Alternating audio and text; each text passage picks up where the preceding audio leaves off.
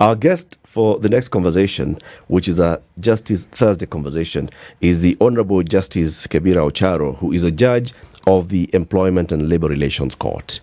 Judge, good morning. Good morning, Latif. Good to have you back in the Situation Room. That's a hot seat of the Situation Room. Yeah, it's a pressure to be hosted again in this station. It's been a while, a couple of months since we last had you here.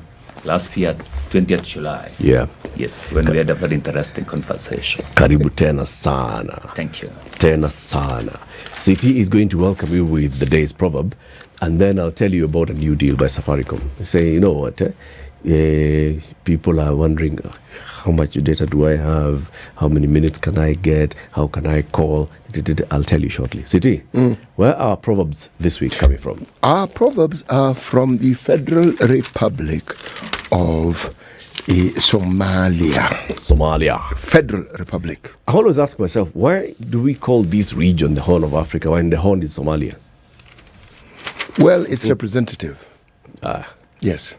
It's when, for instance, someone tells you oceanic countries, it's representative, meaning they are countries that are domiciled in a certain water body that has a certain name. I know. Yes. But on the map of Africa, yes, the Horn is in one country. It is one country. Why do we, for example, call ourselves Kenya as part of the Horn of Africa? All right. We are not. It is Horn. For the same reason we say we are East Africans, because we are in the East. We're in the East. It's not one country that is in the East. That Horn is that little curve that is part of Somalia that gives it that particular terminology. It's a unique terminology, but we have to share it because they are in the East African region. Why should Uganda, for example, be called Horn of Africa? Well, that is a really valid question. I just hope you don't expect me to give you an answer. Yes. Sawa. I've stopped ranting. Sawa. I like this country. Yeah. The things about it, the things that you read about it, what happened, and how far they were before one small incident. First president gets shot. A few days after they were shot, you have a coup. And that country went belly up. Bas. Anyway, that I will talk about tomorrow. Get to know me before you reject me. Get to know me before you reject me. Yes. Judge, what's your interpretation of this proverb? Oh, well, I think it's an equivalent of, don't judge me by the superficial look. Or like, don't judge the book by its cover. Isn't it? You must take time to know somebody before you make conclusions. You should not be having predetermined conclusions on somebody or on an aspect. Don't be quick to judge. Don't jump into conclusions. Oh, sure. Spend some time, interrogate the matter before you decide that this is right or wrong, or this is the way these things are going. Sure, put it in another way. No, you put it well. You put it very well. You did put it very well. So, Judge, your court has been in existence for a number of years now, the Employment and Labor Relations Court. And of course, we must say that it has transformed labor relations in this country in the way that matters are now adjudicated, because there's a clear place where such cases are adjudicated, starting from whether it's unions or individual workers and all. But then there's the other side of workers' welfare, which people expect that the workers' welfare will be dealt with by law, will be dealt with by unions, will be dealt with by individuals. And the question is, what role does the court play in ensuring that there is workers' welfare is taken care of? A world of work free from violence and harassment, including sexual and gender-based violence. What's the role of the court? I think the courts play a pivotal role in ensuring that we have a workplace that is free from, violence, harassment, and sexual harassment, inclusive, and also gender-based violence. In situations where a case has been presented, for the court to interrogate whether there has been, harassment and violence at the place of work as against an individual worker, or render itself on that matter by applying the laws that we have present in Kenya, and also even international standards are set out in various conventions like ILO conventions. Yes. And a court being an impartial actor then has to, interrogate fairly the circumstances of each case and discern and conclude whether or not there was violence, sexual harassment in general as against the employer or the employee. And if convinced that that happened, then it gives appropriate remedies depending on, the magnitude of the harassment and violence. Are there definite definitions, Judge, of Yes. some of these terminologies? Harassment at work. What constitutes harassment? I must say that most of the statutory provisions that we have in Kenya do not specifically and explicitly define violence and harassment at the workplace. But notwithstanding that, it cannot be said that we don't have a place where we fall back to see what the definition is. And in mind, I have those international standards. And one that comes to my mind immediately is Convention number 190, which is elimination of violence and harassment at the world of work, which defines harassment and violence in a very broad way,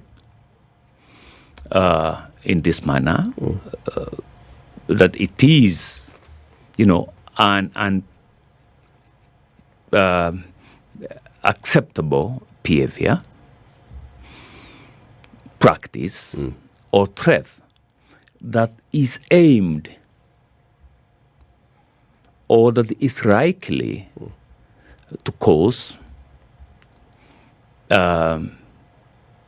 psychological, physical, sexual, and even economic harm to an employee. So, it's not what constitutes violence and harassment. It's not really there's no exhaustive catalog. So it's contextual. For that. Yeah, it is contextual. It is dependent on the circumstances of each case. So really, it has to depend on the facts of the case as the judge perceives it. So, go ahead, Eddie. No, there's section 238, which criminalizes what you call intimidation. Okay? Then there are section 223, 229, and 344 that criminalize making threats. So, you're right, Judge. There's the implication. If you threaten someone, if you intimidate them, it is clear. So when you talk about harassment, now the Sexual Offences Act, the 2006, now clearly lays it out and tells you this is it, and this is where you see it, and this is how exactly it plays out. The problem usually, from what I have read, this is the beauty of not being a lawyer, you can speak freely and make as many mistakes as you like in the process, is when evidence is required. Yeah. Then it gets tricky. Because you see, the Sexual Offences Act, for example, goes into a bit of a greater detail in trying to define what a sexual offence would is. be. Yes. Right? But this other one, threat at work. If I tell you if you don't perform, I'm going to fire you, is that a threat? So or is that a statement of fact? Fanya kazi ama uende nyumbani. Yes. Yeah, is it, that statement of yours, what is it geared to achieve? Better productivity. It's geared to achieve better productivity and not psychological, effect. Or psychological harm. No. Harm. Okay. Or, physical harm. Or, to cause somebody to submit to a sexual activity. Mm-hmm. Then it's not inappropriate. But then, Judge, my intention as the boss, as a supervisor, is to get better productivity from my employees, from my team. They come in the morning and I tell them, you guys are lazy. I mean, what time are you reporting to work, for example? You guys are not thinking beyond outside the box. You have to be better thinkers. What kind of nonsense is it that you presented? This report is crap. Now, one of the members of staff feels in their interpretation that they've been psychologically hurt by that. Is that my problem or is that theirs? Sounds like their Worse still, if you actually write them a letter stating the same thing, they'll say this is cyber harassment. Yeah. That's their interpretation, not my intention. And that's why I said that this, the interpretation of what violence and harassment is depends on the peculiar circumstances of each case. For instance, if a worker has done some report today, pursuant to your instructions, I suppose. Yeah. Then when she brings this, you say this is trash and you shred. What kind of nonsense the is report. this? Same thing happens severally. They are not improving. They are not improving. In my opinion. But is that the way you are supposed to deal with it as the employer, as the boss? Do you care about the psychological effect of such a conduct on the employer? The employee. I do. I'm also caring about the psychological effect. As an employer, I've given you a job, okay? Yes. Mm-hmm. I pay you a salary, okay? I make sure that the safety measures that are required by the work that we do are met. Now, I even give you health insurance. I give you leave when you require it. You are supposed to report to work at 8 sharp, and you continuously come to work at 8:30 or 8:45. Surely. If I call you on XYZ, surely, am I harassing you or am I just describing you? I thought in a decent workplace, there are mechanisms of addressing employee infractions. Yes. And I don't think that can include abuses or, making statements that are belittling on the employee. Mheshimiwa, I've always found this interesting. I've been admiring that tie. I don't wear ties myself, but I've been admiring that tie and how it combines that suit. And if I tell you, Mheshimiwa, you are very well dressed, what would your response be?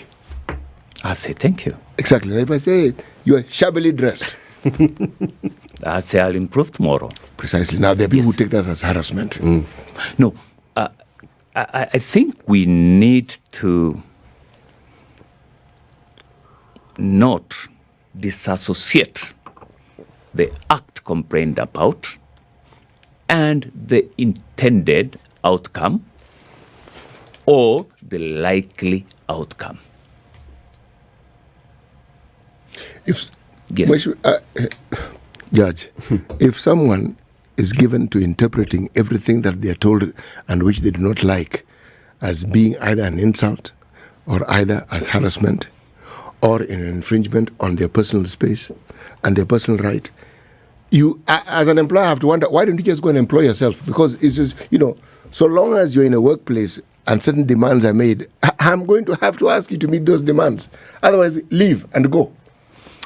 The thing is, you have to make those demands. Of course, you have a right to so do, but in a decent manner, in a manner that is not unbecoming, in a manner that is not going to have the feared effects of, psychological harm, physical harm, and even enticing people to sexual activities. And for sure, harassment, violence is real. Yes. And It it's is. a global, thing. And it's high time we became real about it. It is, Judge. And I mean, there's no disputing that there are very many instances of sexual harassment in the workplace, all right? Of emotional harassment in the workplace, of bullying by co-workers, by supervisors in the workplace. It happens, right? But then also there's the other side of interpretation by either colleagues, or if a boss, for example, you have been having a good relationship with your employee, and then today she's female and you're male, and she's dressed well, and you say, hey, I like that dress. The way you've said it brings out the best in you. She feels sexually harassed. Now, such a case then comes to you. What are you going to consider? Are you going to consider the tone I used? Where were we? I mean, I see an opportunity, an instance here where judges are basically just made to deal with so many different instances where a judge is wondering, okay, so did this one really have to get to me? Is that not true? Oh, sure. And that's why I said, if you remember, that each case should be dealt with in its peculiar circumstances. For instance, if you make that comment, like the one you have mentioned today, Yeah. and you realize that this lady is uncomfortable with such statements, Yeah. then tomorrow you repeat. Then tomorrow you repeat. And a week after you repeat. And yet you are very clear that this lady is uncomfortable. Or maybe she doesn't express it. Maybe I am assuming Yes. that, she did not respond. She just took the compliment and went with it. She didn't say, oh, thank you very much. You wait for tomorrow. She didn't just sat down and continue I the meeting. think as an adult boss and reasonable boss, Lily, if there's silence after your statement, then you have to ask yourself so many questions. That's where the cultural norms come in. Yeah. And how people react given the cultural backgrounds. But even more importantly, when it comes to the issues of how to deal with it, comes the matter of stigma. If you report it, what then happens? Because usually we've seen many and read about many cases in our country where victim blaming, the person who has the complaint now becomes the focus. Yep. Why did you wear this? Why did Kwani you walk in this hata manner? wewe, I mean, Oh, sure, it happens. It happens. And that's why when we look at the Convention 190, it speaks to what member states that have ratified the convention should put in place. One of them being, how do you deal with the victims? How do you ensure confidentiality of, the process, reporting, handling of the grievance? After the outcome, how do you deal with the victim? There must be a policy at the place of work, a national policy addressing all these issues, and even an elaborate law dealing with violence, harassment, and including gender-based violence at the place of work. Our Justice Thursday conversation today is looking at what it will take for us to have a world of work that's free from violence and harassment, including sexual and gender-based violence. Our guest is the Honorable Justice Kebira Ocharo, Judge of the Employment and Labor Relations Court. Maybe at some point you'll tell us, some of the kind of different cases that come before your court, and when you look at them, how you see the merits and demerits, and then how you'd like to caution employers and employees to think about the kind of things that are happening in their workplaces. What kind of culture do you have in your workplace that then allows this kind of harassment to happen? Maybe it's just that laissez-faire culture where everything goes. So when staff start getting complaints of harassment, how do you address them? What should you have in place so that you can avoid that? As you think about that, I want to ask about the cases of gender-based violence in the workplace that then get reported or where people complain. Do you think, like Siti was saying earlier, because of our socialization, do you think more and more people are getting to report and even to take cases to court because of sexual harassment in the workplace? I don't think we have a large number of such cases. And maybe, as Sid said, there must be underlying factors that inhibit employees to come to court seeking justice for cases of violence and harassment at the place of work. One of them might be, and I don't want to make a conclusive statement, one of them might be, lack of a culture of respect and honor to individual dignity at the workplace. Another one is what we have just said, victim shaming, where now the victim again becomes the haunted. Another one might be that at the various places of work, there are no clear grievance mechanisms. Mechanisms that assure confidentiality. Mechanisms that make it easy for reports to be made, adequate investigations to be done, and also, processes that employees can have faith in, especially if an employee makes a report against the boss. Is she or he assured that indeed justice is going to be rendered by the management, a level at which that boss belongs?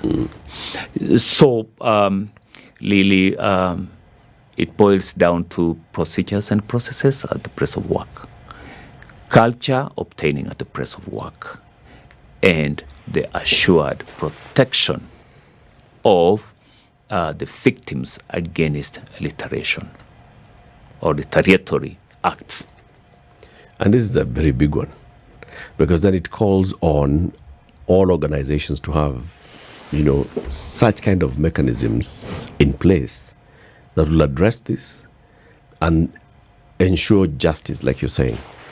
If the complaints are very often going to be against supervisors and bosses, is an organization going to allow,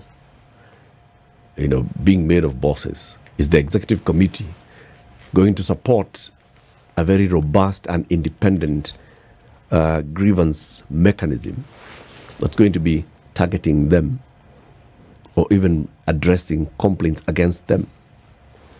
How do we then make sure that this thing works?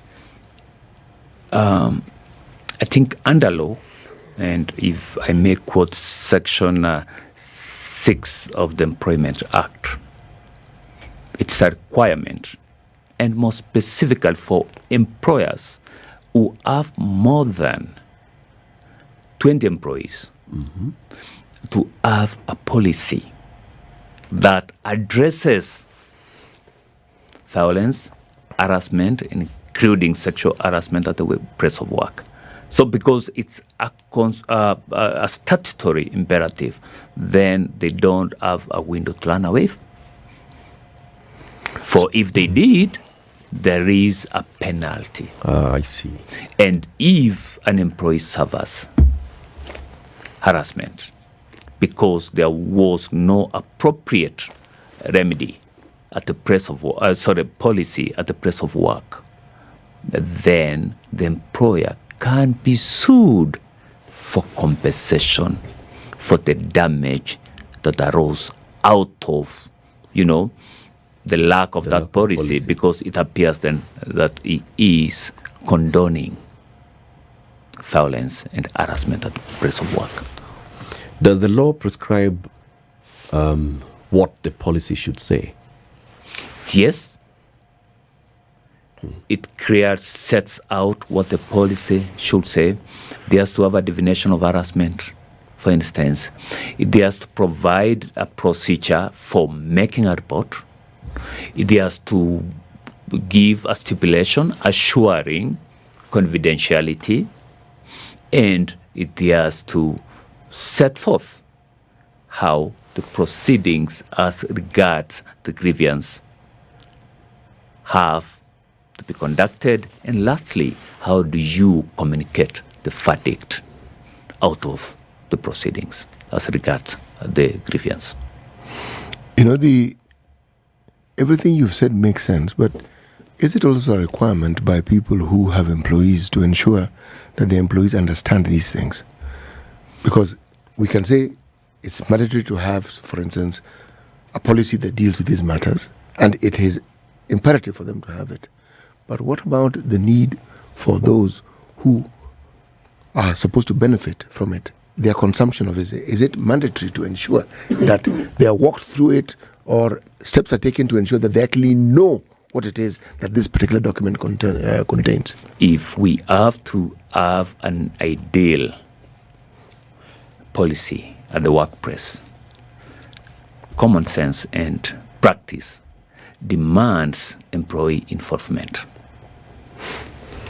A thing that we commonly call employee participation, because this policy is going to affect their lives, it's going to affect their careers, so they must be involved and they must understand it. And what happens at most workplaces, there is continuous training.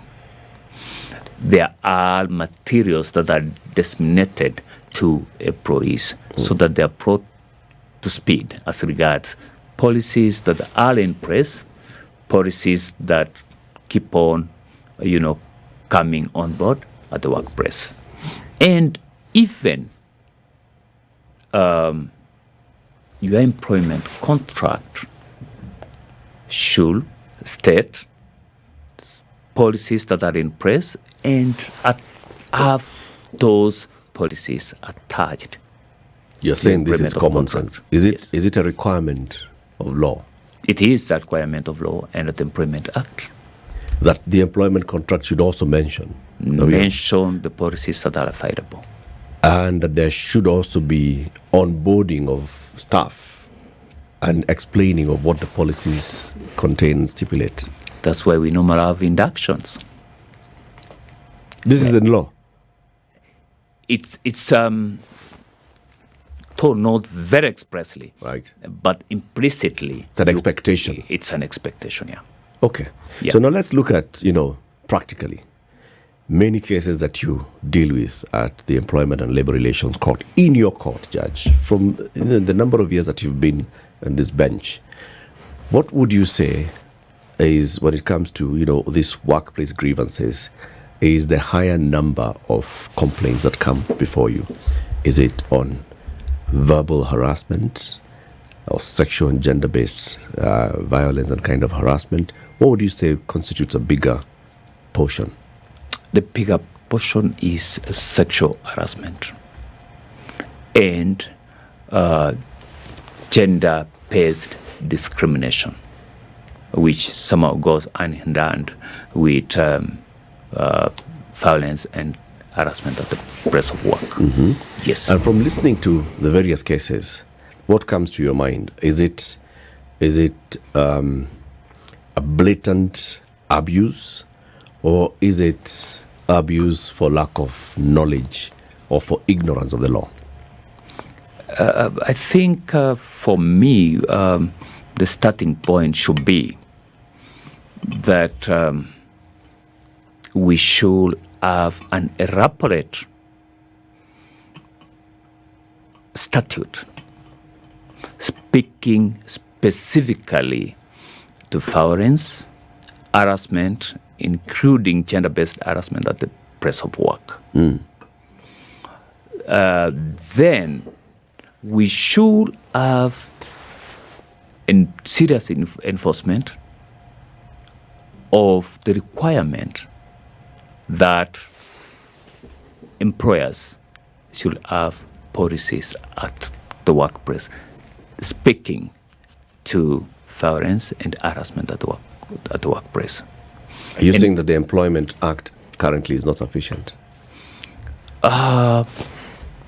When you look at, for example, the fine that is attached to the default in, having a workplace policy on the items that we have spoken about, really 50,000. It's a pittance. Okay, I'm not. It's not a deterrent. Yes, it's not deterrent. That's what I can say. Especially because of the gravity. Yes.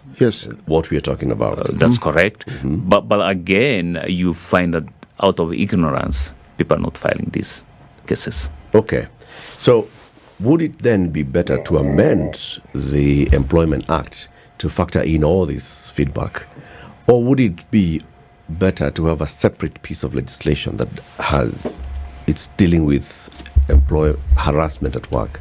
Which is better? Have another new legislation? I think a better option could be where we have, all those stipulations under one roof, under a single act, just like countries like Denmark have done. Okay. Yes. So many of the cases that you see coming before court are with regards to gender-based discrimination or gender-based violence. Which gender is mostly affected?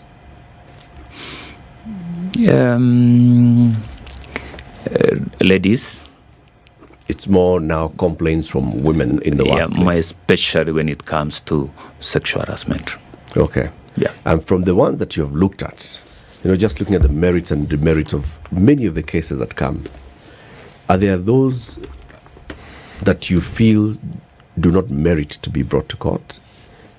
And if yes, what percentage? As I said, we look at cases using the lens of their peculiar circumstances. Those ones which are merit, they succeed. And relief is granted to the affected. Those ones which are destitute of any merits, they are dismissed as an adoption. Where I'm heading with this is I want you to tell us whether from what you see, sitting at the bench and looking at all these matters that are brought before you, do we have a problem of gender-based violence at work or gender-based discrimination at work? Oh yeah, I said this is a global issue that we must be real with. And that's why I have said that there are those cases which succeed.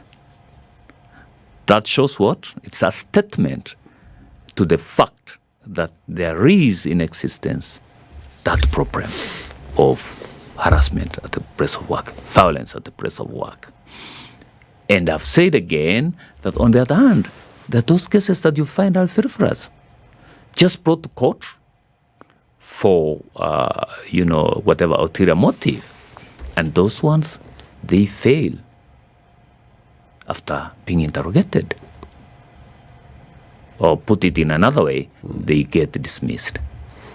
Let me try and ask what he has asked differently. You mentioned that you get the number of complainants that are present in this subject matter tend to be women. Two-pronged question. Are we therefore suggesting that men do not complain or the numbers are very few? Or does the number of women who complain speak of an inherent problem that is on the increase, and that, or what we're seeing is merely a tip of the iceberg? I think maybe because of the inhibiting factors that we mentioned about earlier on, men are not coming out, to complain. For instance, and I don't want to be judgmental, it would be somehow difficult, owing to our culture, for a man to come out and say, hey, Lady X is sexually harassing me. Isn't it? Yep. We are Africans. Yep. It's frowned upon. It's frowned upon. You'll be deemed as a lesser man, so to speak. So how can we do to encourage greater awareness of all these issues and rights in the workplace? Yeah, for us, as the court, I think we continuously have conferences, continuously have engagements with our court users committees. We have conferencing with advocates through the RSK so that awareness is created. For instance, as from 16th to 17th of this month, we are having a symposium organized by our court at the Nairobi University, where this issue shall be canvassed in detail, where we are going to discuss on Convention number 190. And maybe it's imperative for me to state that that convention, as much as it is a game changer when it comes to elimination of violence and harassment at the place of work, has not been ratified by Kenya. But there is that intention, because what is happening currently is public participation, so that Kenyans will speak to as to whether we are going to ratify that convention or not. So this is on Monday next week? Monday next week. The 16th of September. Oh, sure. Is it open to the public? It is open to the public. We have invited stakeholders, scholars, advocates, officials from government agencies, including the Council of Governors. They will be speaking, Teacher Service Commission, Public Service Commission, and FKE, KOTU. You can see how proud, the attendants are going to be. And the International Labour Organization is sending 3 experts, 2 from South Africa, and 1 will be online from Geneva, to participate in the symposium. What are the experts in?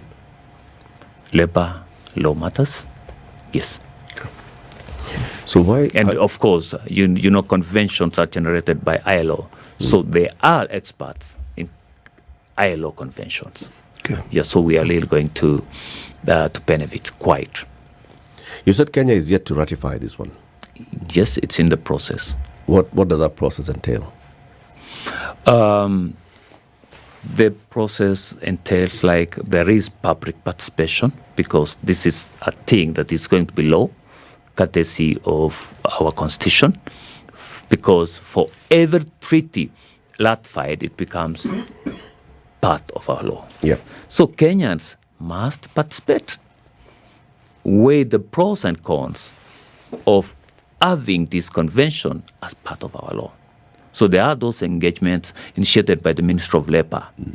Once we are comfortable that it's a convention that we must ratify and therefore that must become part of our law, then there is a communication to the ILO headquarters, our Director General of ILO, to the effect that our country is ratifying the convention.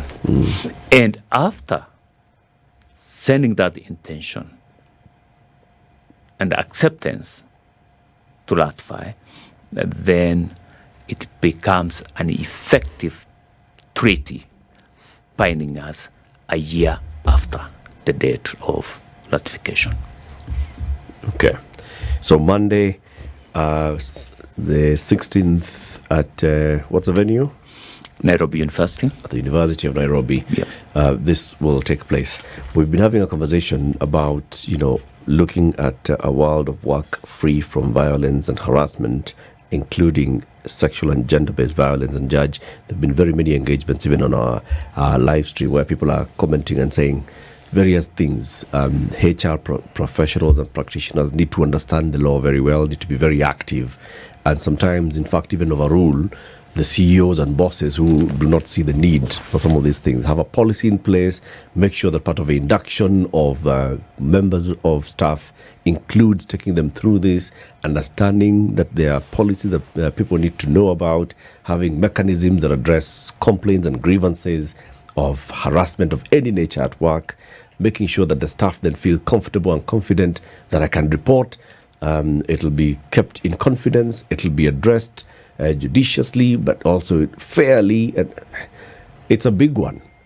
It's a big one, but it's a culture that is developing and will develop. And we thank you very much, Judge, for joining us today. Thank you so much. It was a pleasure being here. It's a pleasure having you in the studio again. All right, thank you. We look forward to having the Honorable Justice Kibira Ocharo, who is the judge of the Employment and Labor Relations Court, back in here. And of course, next time we'll open up the phone lines. Let people ask you. There are very many people who always have questions, especially on labor matters. This is a new field that people are feeling, I want to understand more. This is the Situation Room, the only way to start your day.